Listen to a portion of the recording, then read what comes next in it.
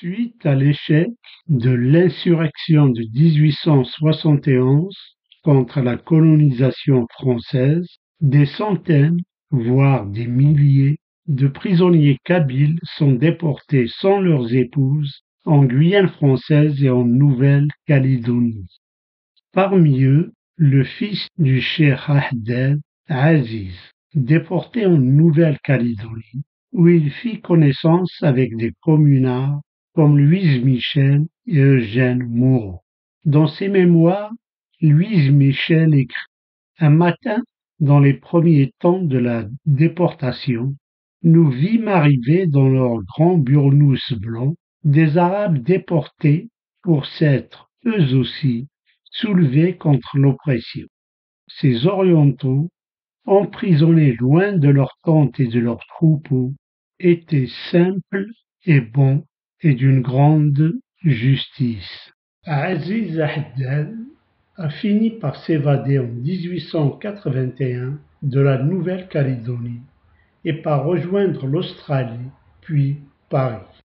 Il meurt le 22 août 1895 chez son ami Eugène Moreau au 45 boulevard de Ménilmontant, en face du cimetière du Père Lachaise, le jour même où tous les déportés kabyles sont enfin graciés.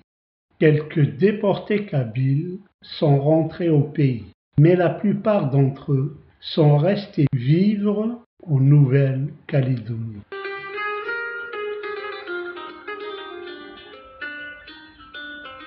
Jusqu'au début de la Première Guerre mondiale, des milliers de Kabyles, poussés par la pauvreté et encouragés par la France, se sont exilés de leur plein gré pour travailler dans les raffineries, les mines et les dockers de Marseille, de la région parisienne et du Nord, et de bien d'autres régions encore.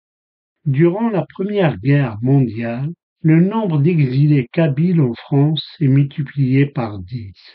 Des dizaines de milliers de Kabyles sont donc venus en France, soit volontairement en tant que travailleurs, notamment dans les usines d'armement, soit engagés ou contraints en tant que soldats sur les fronts pour accomplir leur service militaire obligatoire.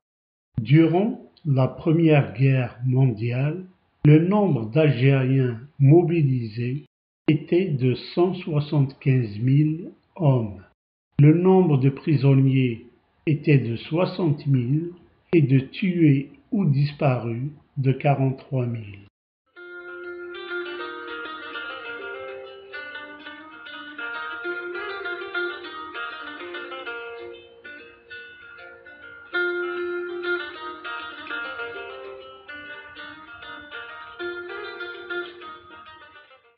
Dans son livre Histoire d'Akfadou, Khelef Oujdi recense 23 noms de soldats originaires d'Akfadou, décédés durant la Grande Guerre.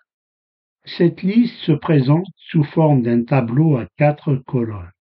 Nom et prénom du soldat, la classe, la date de décès et le lieu de décès.